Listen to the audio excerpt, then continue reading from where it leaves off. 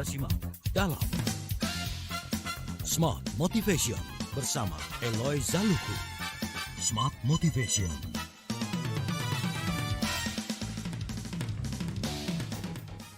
Baik, terima kasih Anda masih bersama kami dalam program Smart Motivation bersama dengan Pak Eloy Zaluku. Dan memang hari ini kita masih bicara tentang hal yang berhubungan dengan sebuah kebiasaan ya. Tentang sebuah hal yang sering kali kita lakukan. Dan itu kalau punya implikasi yang positif, maka resultnya pun akan positif. Dan sebaliknya, kalau implikasi negatif, maka resultnya pun akan negatif. That's why kita perlu memahami apa itu sebuah budaya. Khususnya dalam budaya organisasi. Dan juga kenapa kok penting ya budaya itu menjadi bahasan kita pada malam hari ini. Nah, Smart Listeners, kalau kita bicara masalah satu hal yang negatif yang berhubungan dengan sebuah kerugian, jika budaya organisasi tidak terus dibangun, apakah mungkin ini akan menimbulkan satu kerugian yang besar atau kecil, atau justru ya sok-sok aja Pak Eloy? Gimana Pak Eloy bisa menjelaskan hal ini kalau kita bicara masalah organisasi budaya?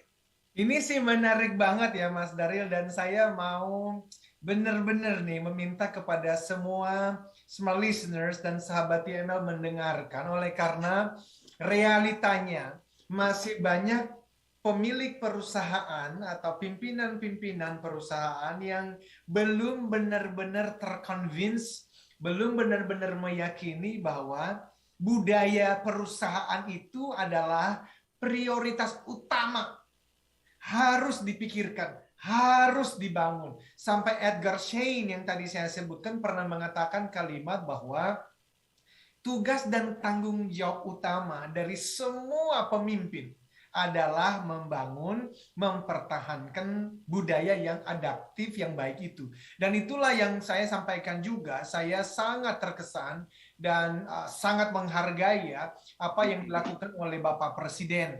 Oleh karena apa? Karena tanggal 27 Juli 2021 yang lalu, Bapak Presiden mencanangkan core values aparatur sipil negara ASN, yaitu berakhlak itu, Mas Daryl.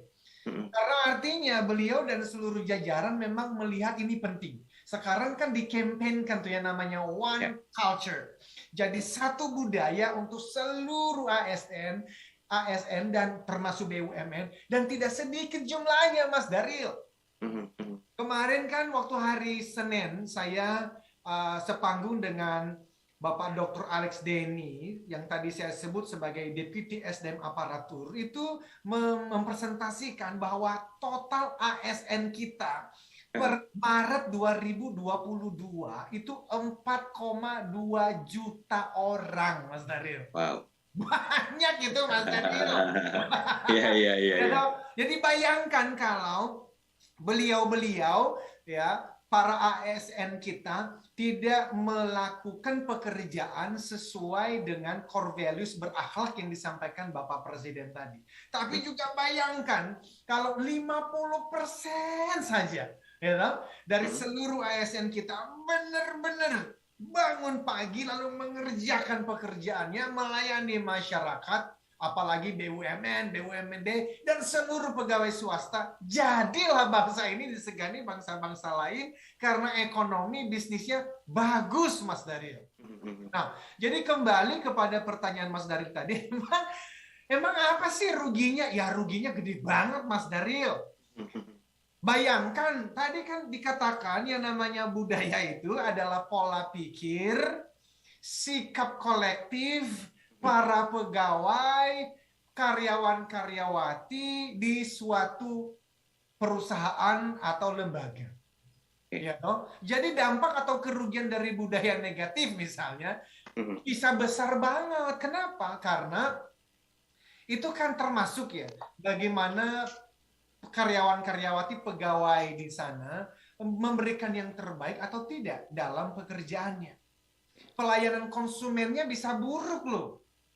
Turnover yang tinggi, keluar masuk karyawan ya memang kalau di ASN, kementerian ya, dan lembaga pemerintahan ya memang bisa dikatakan turnovernya tidak terlalu tinggi. Kenapa? Ya justru karena banyak bapak-bapak, ibu-ibu, saudara-saudara kita yang bergabung menjadi pegawai negeri atau ASN itu kan karena bisa dikatakan ya aman lah dari sisi dipecat dengan apa namanya semaunya satu pihak misalnya. Ya kan nggak begitu karena ada sistem prosedur kecuali ya kalau dia ya melakukan sesuatu yang benar-benar dikatakan melanggar etika gitu kan ya. Jadi tapi kalau di swasta itu turnover bisa tinggi di atas rata-rata industri, karyawan atau pegawai. Nah ini bisa berkinerja buruk dan itu akhirnya membebani organisasi, membebani perusahaan dan lembaga. Jadi tergantung pada ukurannya Mas Daryl. Bisa ribuan, bisa jutaan dan bisa miliaran dolar per tahun. Segede itu tuh kerugiannya jika budaya ini tidak dibangun dan ditransformasi dengan sungguh-sungguh. Jadi bisa dikatakan budaya itu merupakan satu hal yang prioritas paling penting ya dalam sebuah bisnis ya. Wow, saya setuju banget Mas Daryl. Ada satu guru manajemen, guru bisnis, guru leadership dunia dan harusnya banyak semua listeners dan sahabat TML yang kenal nama Pak Peter Drucker. Beliau pernah memberikan kalimat yang sangat relevan dengan topik pembicaraan kita. Beliau mengatakan begini, culture, it's strategy for breakfast. Artinya, yang namanya budaya itu bisa memakan habis, melahap strategi yang ada di lembaga atau organisasi apapun. Jadi, Mas Daryl, bisa saja di bulan Januari yang lalu, para pimpinan perusahaan ngumpul di sebuah hotel berbintang. Selama 2-3 hari lalu menentukan strategi perusahaan selama tahun 2022. Tetapi Pak Peter Drucker mengatakan, strategi itu tidak akan tereksekusi dengan baik gara-gara budayanya tidak mendukung. Jadi sangat relevan saya kira kalimat dari Pak Peter Drucker itu khususnya di tengah-tengah disrupsi perubahan yang semakin cepat dan betul. Itulah sebab membangun budaya organisasi menjadi prioritas utama bagi seluruh perusahaan, lembaga, dan organisasi saat ini. Oke, saya jadi berpikir begini loh Pak Eloy, kalau kita menjadikan itu sebagai sebuah hal yang selaras ya, yang memang seiring sejalan gitu, kayak orang nikah aja kan kalau selaras seiring sejalan itu enak gitu ya, visi misinya itu dapat gitu ya Pak Eloy. Nah pertanyaannya apakah mungkin kita bisa menselaraskan jenis budaya yang kita miliki saat ini dan budaya itu ternyata memang memenuhi harapan atau ekspektasi dari pemilik bisnis atau usaha Pak Eloy. Nah gimana ini keren. Ini saya keren banget. Jadi memang itu yang seharusnya menjadi pertanyaan setiap kita dan teman-teman yang sekarang sedang mendengarkan akhirnya harusnya sih menyadari ya bahwa pertanyaannya bukan lagi mengenai apakah tim atau perusahaan tertentu, BUMN, kementerian, lembaga tertentu punya budaya atau tidak. Kan bukan itu lagi pertanyaan. Kenapa? Karena sudah pasti semua punya budaya. Jangankan lembaga perusahaan. Masing-masing pribadi aja kan punya kebiasaan tertentu, Mas Daryl. Tinggal pertanyaannya, ya, yang tadi Mas Daryl sampaikan itu, apakah kebiasaanku secara pribadi, kebiasaan Mas Daryl secara pribadi, kebiasaan ini apakah sedang membawa kita mendekati pada mimpi-mimpi, target-target terbaik untuk kita dan keluarga atau justru menjauhkannya. Nah, perusahaan juga demikian.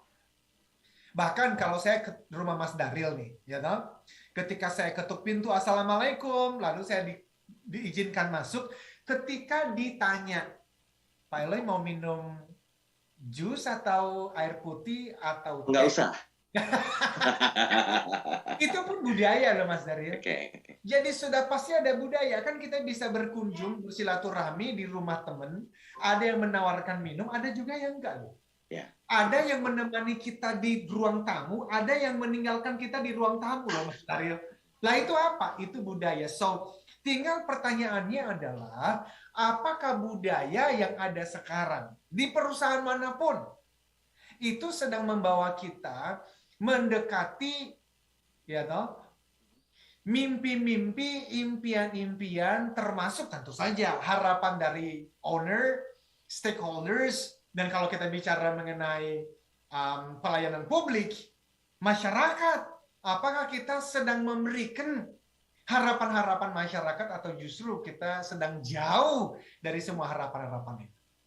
Wah, ini berarti PR besar bagi ya kedua pihak ya, Pak Elo ya, pemilik usaha atau bisnis dan juga SDM internal yang terkait di dalamnya ya. Karena kalau nggak selaras ini kan berarti ada satu bentuk hal yang perlu dilakukan untuk bisa mengubah budaya tersebut menjadi budaya yang lebih baik ya Pak Elo. Benar nggak seperti itu Pak Elo? Mas Daryl, ini sudah mau tamat sih Mas Daryl. Kita closing aja. Karena itu lagi tuh gini loh. Saya nih kan dari tahun 2000 saya tuh sudah punya kegelisahan mengenai SDM ini Mas Daryl. Oke. Makanya kalau saya rangkum, apa sih yang saya perjuangkan bersama dengan seluruh tim dan CTMers, Certified Theocentric Motivators? Kalau dirangkum menjadi 3 saja. Apa itu? Inspire people. Itu berarti motivasi kan. Basisnya theocentric. Supaya bangun pagi memberikan yang terbaik. Inspire people. Tapi harusnya individu-individu yang terinspirasi dan bekerja penuh akhlak ini, berakhlak ini, itu kan kemudian menjadi pemimpin berakhlak. Berakhlak itu adalah core values ASN yang kita bahas tadi gitu loh Mas Darin. Ya. Dan nanti dari core values budaya berakhlak ini itu kan akan menjadi budaya berakhlak di seluruh ASN, dan kalau kita bicara perusahaan swasta, yaitu masing-masing punya core values tersendiri. So, yang saya temukan selama ini adalah minimal ada 2. Yang pertama adalah masih banyak pimpinan-pimpinan atau pemilik perusahaan yang belum merasa budaya penting. Mereka sibuk untuk ngapain? Marketing strategy. Mereka berbicara sibuk untuk operational aja dulu deh. Which is itu juga penting. Tetapi saya justru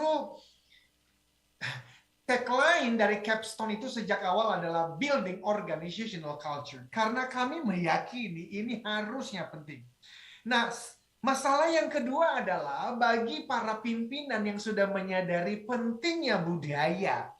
Ternyata budaya itu mereka serahkan ke bagian tertentu saja dalam organisasi untuk membangunnya, biasanya bagian human capital. Dan iya, kalau human capitalnya juga sadar dan paham tentang pentingnya dan bagaimana membangun dan mentransformasi budaya. Jikalau tidak, ya akhirnya kita pada masalah yang besar lagi. Gitu Mas Daryl.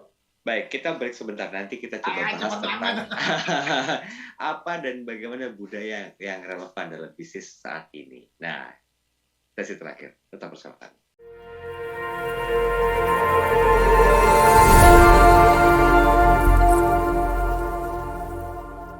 Kabar gembira. Kini program TML Practitioner tanpa kriteria khusus hadir untuk seluruh masyarakat Indonesia. TML adalah singkatan dari Theocentric Motivation and Leadership yang merupakan model pembelajaran dan juga pelatihan dalam bidang motivasi dan kepemimpinan yang diintegrasikan dengan pemahaman spiritual. Pelatihan TML Practitioner dilakukan secara virtual bersama para Certified Theocentric Motivator terpilih dan Eloy Zaluku sebagai Founder and Master Teacher of TML. Ayo, dapatkan penawaran khusus dengan sistem TSA atau transfer semampu Anda. Terbatas untuk 100 orang pendaftar pertama. Segera daftarkan diri Anda melalui WhatsApp di 0813 983 981 27 atau 0818 089 09199. Jadilah TML Practitioner dan ukir jejakmu.